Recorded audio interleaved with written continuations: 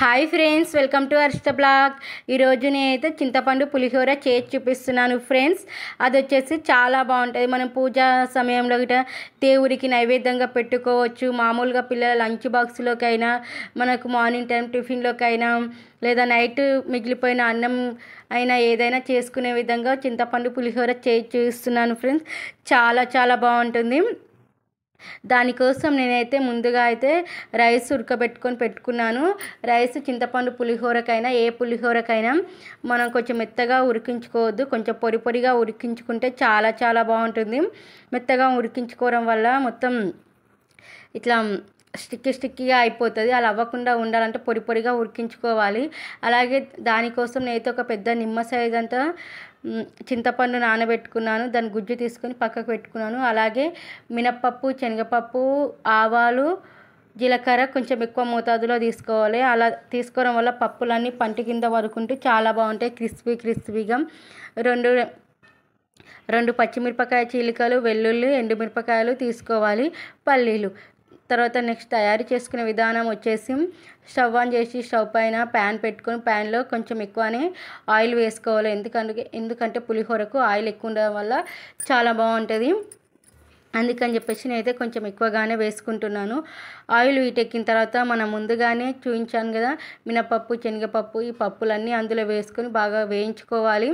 అలా కొద్దిసేపు వేయించుకున్న తర్వాత అందులోనే నెక్స్ట్ మనమైతే 1/2 కప్పు వరకు పల్లీలు తీసుకుంటున్నాను నేను.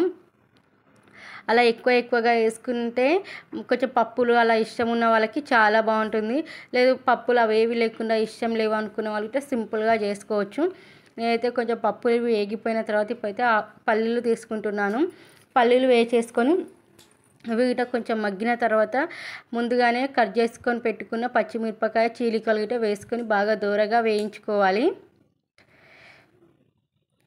ఇప్పుడైతే మళ్ళీ నెక్స్ట్ పచ్చిమిరపకాయ చీలికలు వేసుకొని బాగా దూరగా వేయించుకోవాలి.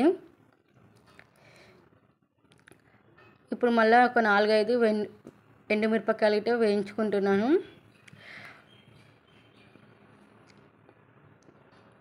అలాగే వెల్లుల్లి రెబ్బలు కొంచెం కచ్చా పచ్చగా దంచుకొని వేయించుకోవాలి. చాలా చాలా బాగుంటుంది ఫ్రెండ్స్. ఒకవేళ చింతపండు పులిహోర ఇష్టం లేదు అనుకునేవాళ్ళు సేమ్ ఇదే ప్రాసెస్లో వేసుకొని చింతపండు గుజ్జు బదులు మనం నిమ్మకాయ రసం పిండుకుంటే చాలా బాగుంటుంది. అలాగే ఇందులో 1 టేబుల్ స్పూన్ అల్లం వెల్లుల్లి పేస్ట్ వేసుకోవాలి. ఇది కొంచెం బాగా మగ్గిన తర్వాత కలర్కి సరిపడా పసుపు వేసుకోవాలి. కొంచెం పసుపు చాలామంది ఎక్కువగా వేస్తారు, కొంతమంది ఏమో తక్కువ వేస్తారు. మీడియంగా వేసుకుంటేనే కలర్ఫుల్గా చాలా బాగుంటుంది. నేనైతే పసుపు కొంచెం ఎక్కువ మోతాదులోనే వేస్తున్నాను. ఇప్పుడు పసుపు వేసుకొని ఒకసారి మగ్గించుకొని బాగా మనం ముందుగానే చల్లార్చుకొని పెట్టుకున్న రైస్లోకి వేసుకొని మిక్స్ చేసేసుకోవాలి.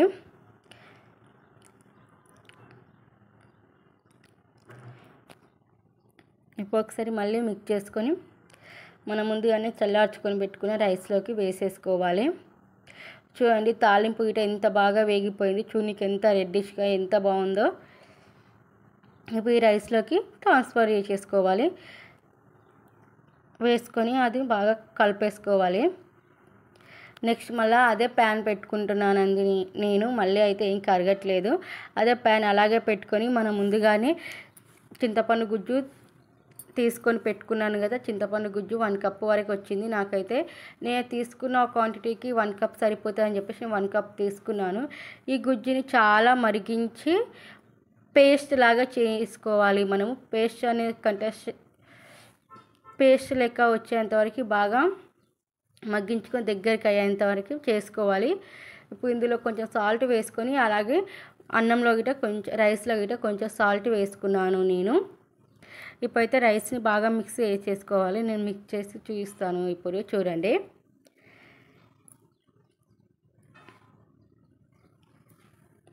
అప్పలోపు అయితే ఇక చింతపండు గుజ్జు మరిగిపోతుంటుంది.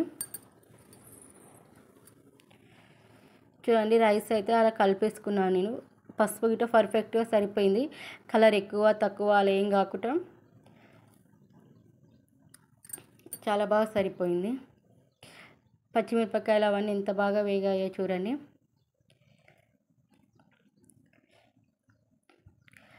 ఫ్రెండ్స్, నా ఛానల్ ఫస్ట్ చూసే వాళ్ళైతే అలాగే లైక్ చేయండి, షేర్ చేయండి. ఛానల్ నచ్చితే సబ్స్క్రైబ్ చేసుకోండి ఫ్రెండ్స్. అలాగే నేను చేసిన స్టైల్లో చింతపండు పులిహోర చేసి ఎలా వచ్చిందో కమెంట్ చేయండి. చింతపండు గుజ్జు అయితే బాగా మగ్గిపోతుంది. ఇలా మగ్గిన తర్వాత మనం బాగా ఇదైతే ఒక గుజ్జులాగా మొత్తం వాటర్ ఉన్నది మొత్తం స్టిక్కీగా గుజ్జులాగా అయ్యేంత వరకు బాగా మరిగించుకోవాలి. మనం చూస్తుండగానే మరిగిపోతూ ఉంటే కొంచెం మంటనైతే హై ఫ్లేమ్లో పెట్టుకుంటేనే బాగా మగ్గిపోతుంటుంది, తొందరగా ఫాస్ట్గా అవుతుంది.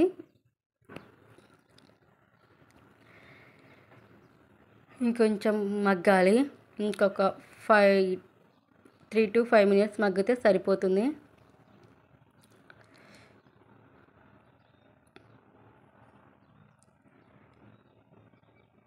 చాలా బాగుంటుంది ఫ్రెండ్స్. చింతపండు పులిహోర అయితే టేస్ట్ అయితే అసలుకి ఎంత బాగుంటుందో, చింతపండు సేమ్ గుళ్ళో పెట్టే ప్రసాదం లాగా అలా చాలా రుచిగా అనిపిస్తుంది. చూడండి చింతపండు గుజ్జు మొత్తం ఎలా దగ్గరికి వచ్చిందో, ఎంత బాగా దగ్గరికి వచ్చిందో, మొత్తం పేస్ట్గా అలా దగ్గరికి ఎంత బాగా అయింది.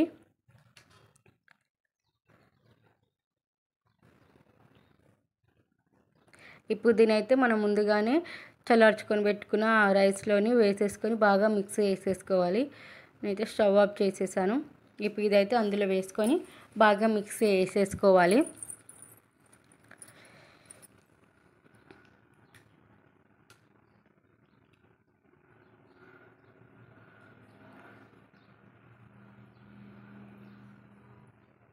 చూడండి అందులో వేసేసుకున్నాను. ఇప్పుడు నేనైతే ఇదైతే ఇప్పుడు బాగా చింతపండు గుజ్జునైతే బాగా కలిపేసుకోవాలి. నేనైతే చేతితో కలిపి చూపిస్తున్నాను. చూడండి కొంచెం కాలుతుందని స్పూన్తో అలా అని ఇప్పుడైతే చేతితో కలుపుతున్నాను. చేతితో బాగా మిక్స్ చేసేసుకుంటే ఎంతో టేస్టీ అయిన చింతపండు పులిహోర రెడీ. ఇది మనం ప్రసాదం లెక్క దేవునికి నైవేద్యం లెక్క అయినా ఎట్లా అయినా పెట్టుకోవచ్చు, చాలా బాగుంటుంది. ఒక్కసారి మీరు ఇలా ట్రై చేసి ఎలా వచ్చిందో కమెంట్ చేయండి. అలాగే నా ఛానల్ నచ్చినట్లయితే సబ్స్క్రైబ్ చేసుకోండి, లైక్ చేయండి, షేర్ చేయండి. Thank you, bye.